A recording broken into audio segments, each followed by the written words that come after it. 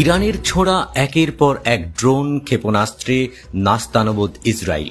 বিশ্বের শ্রেষ্ঠ খ্যাত আকাশ প্রতিরক্ষা ব্যবস্থা আয়রন ডোম থার্ড সহ কাজের বেলায় যাচ্ছে ইরানি মিসাইল ও ড্রোন, চালাচ্ছে ব্যাপক ধ্বংসযজ্ঞ। এমন অবস্থায় খড়কুটো ধরে বাঁচতে চাওয়ার মতো ইসরায়েলও বের করেছে নতুন প্রতিরক্ষা ব্যবস্থা। তবে তা থার্ড বা আয়রন ডোমের চেয়েও শক্তিশালী নয় স্থল প্রতিরক্ষা। নতুন প্রতিরক্ষা ব্যবস্থার নাম বারাক মেগান। এত সেরা প্রতিরক্ষা ব্যবস্থাও যেখানে ইরানকে আটকাতে পারছে না, সেখানে নতুন এই ব্যবস্থা কতটা সুরক্ষা দেবে ইসরায়েলকে?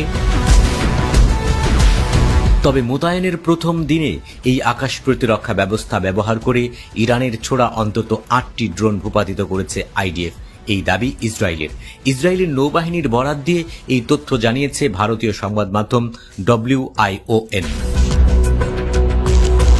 ইসরায়েলি প্রতিরক্ষা বাহিনী আইডিএফ জানিয়েছে, রাতের অন্ধকারে ইরান যখন একের পর এক ড্রোন ও ক্ষেপণাস্ত্র ছুড়েছিল, তখন আর কোনো উপায় না পেয়ে চালু করা হয় নতুন এই ব্যবস্থাটি। চালুর পর ইসরায়েলের উপকূলের কাছে টহলরত SAR-6 শ্রেণীর ক্ষেপণাস্ত্রবাহী যুদ্ধজাহাজ থেকে গুলি করে 8টি ড্রোন ভূপাতিত করা হয়। আইডিএফ এক বিবৃতিতে জানিয়েছে, এই প্রথমবারের মতো বারাক মেগান আকাশ প্রতিরক্ষা ব্যবস্থা এবং এর দীর্ঘপাল্লার প্রতিরক্ষা তন্ত্র কার্যকর ব্যবহার করা হয়েছে। সেনাবাহিনীর ভাষ্যমতে সব ড্রোন সময় মতো ধ্বংস করা হয়েছে এবং কোনো ক্ষয়ক্ষতি হয়নি।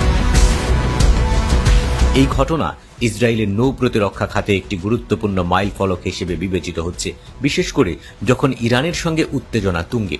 বিগত কয়েকদিন ইসরায়েলি সেনাবাহিনী দাবি করেছে, ইরান থেকে ছোড়া অন্তত 25টি ড্রোন তারা সফলভাবে প্রতিহত করেছে।